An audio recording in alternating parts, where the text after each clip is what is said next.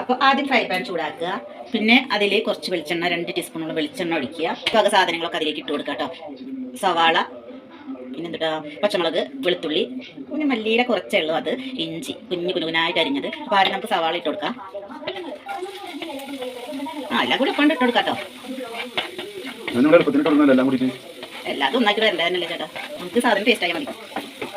നല്ല മഴയത്തെ ഈ ഗ്രീൻ പീസും മുട്ടയും കൂടിയിട്ട് കുത്തി പറ്റും നല്ല ടേസ്റ്റിൽ ഉണ്ടാക്കുകയാണെങ്കിൽ നമ്മൾ ചൂട് ചായയോട് കൂടി കഴിക്കാൻ നല്ല ടേസ്റ്റാണ്. അത് സന്ധ്യ സമയത്ത് ആവശ്യത്തിന് ഉപ്പ് കൊടുക്കട്ടോ, കുറച്ച് മതി. അപ്പോൾ നമ്മൾ ഗ്രീൻ പീസ് വേവിച്ച് വെച്ചതുകൊണ്ട് ഉപ്പിട്ട് വേവിച്ചതുകൊണ്ട് അതിൽ ഉപ്പ് ചേർക്കണ്ട. 1/4 ടീസ്പൂൺ ഇടുക.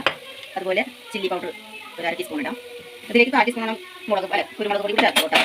എൻ്റെ കയ്യില്ല, അപ്പോൾ ഞാൻ അതിനനുസരിച്ച് മുളക് പൊടി ചേർത്തിട്ടുണ്ട്. ഇതിലേക്ക് ചേർക്കുന്നത് ഗരം മസാല തൂണ്ട് ചേർക്കുന്നുണ്ട്. വഴന്ന് വന്നിട്ട് ഇൻഗ്രീഡിയൻസൊക്കെ ഒന്ന് മാറ്റി വെച്ച ശേഷം അതിലേക്ക് 3 മുട്ട പൊട്ടിച്ചൊഴിക്കാം. അതിലേക്ക് ഒരു നുള്ളുപ്പും ഒരു നുള്ളു ചില്ലി പൗഡറും കൂടി ചേർത്തിട്ട് നന്നായിട്ടൊന്ന് ഫ്രൈ ചെയ്തെടുക്കാം. എല്ലാം കൂടിയിട്ട് നന്നായിട്ടൊന്ന് ഫ്രൈ ആയി വരുമ്പോൾ നമ്മൾ വേവിച്ച് വെച്ചിട്ടുള്ള ഗ്രീൻ പീസ് ഇതിലേക്ക് ചേർത്ത് കൊടുക്കാം.